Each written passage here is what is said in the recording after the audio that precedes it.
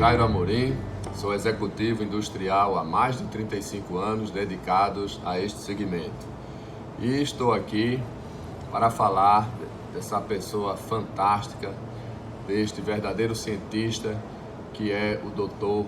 Goldratt, Dr. Eli Goldratt, que eu tive a honra de poder conhecer toda a sua teoria, todo o seu conhecimento, todo o legado que ele deixou para esta humanidade. Então, eu tenho assim uma satisfação muito grande em poder aqui relembrar esses 10 anos que ele nos deixou, a saudade, mas também a felicidade de poder usufruir das ferramentas que o Dr. Goldratt nos deixou. Antes de propriamente falar da teoria, eu queria colocar que o Dr. Goldratt sempre foi calcado por princípios e valores fundamentais, né, que eu considero não só para você viver este mundo, mas também para você poder galgar resultado nas organizações. E que valores, que princípios o Dr. Goldratt, né, tanto nos ensinou? A honestidade foi um grande valor, né, deixado aqui pelo doutor. Também a simplicidade com que ele conseguia fazer e trazer as soluções, né? Outra coisa assim que muito me impressionava era ele sempre dizia nas suas narrativas que as pessoas são boas, né? E que nós precisamos exatamente fazer com que essa boa vontade das pessoas, né, possa ser transformada em resultados e que sempre há uma solução ganha-ganha. Então isso realmente muito me motivou a poder avançar com os princípios, né, a teoria, o que o Dr. Goldratt, né, ele tanto pregava.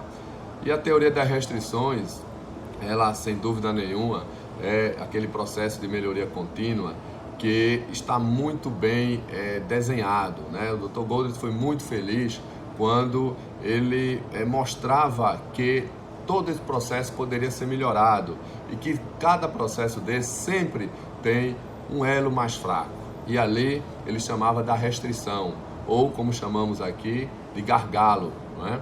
E ao você aplicar aqueles 5 etapas de foco da melhoria contínua para poder o processo ser melhorado, a gente conseguia uma grande evolução em nossos processos, né? Então, primeiro era identificar este gargalo, esta restrição. Uma vez identificada, nós iríamos explorar, tirar o máximo possível dela. Será que estava sendo realmente aproveitada todo o tempo possível, não é? Mas além de poder identificar, explorar, nós tínhamos que subordinar todo o sistema para essa restrição, para que ela realmente pudesse ser aproveitada o máximo possível. Com tudo isso, se ainda fosse necessário algum investimento para elevar esse gargalo, né, então seria o 4º passo a ser feito, né?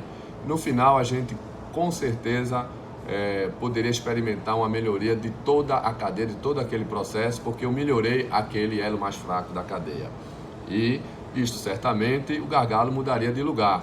E aí era necessário voltar para o primeiro passo e poder aplicar novamente todos eles para que essa melhoria contínua fosse perpetuada. Então, isto não apenas era falado pelo Dr. Eli Goldratt, isto ele provou, aplicou.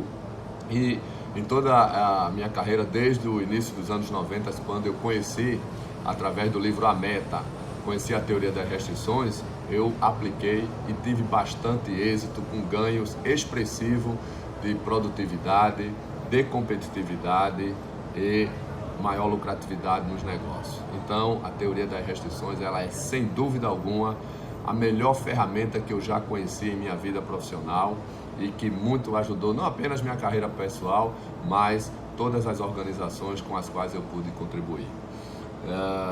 O que eu posso agora simplesmente é dizer aqui uma palavra de agradecimento. O que eu posso dizer é: Dr. Eli Goldratt, muito obrigado por todo esse legado que o senhor nos deixou, né? Obrigado pela forma simples com que o senhor fez os executivos das empresas enxergarem a solução e com isto poder contar com um salto de produtividade muito grande nas organizações. todo o meu respeito, toda a minha admiração ao senhor Dr. Eli Goldratt.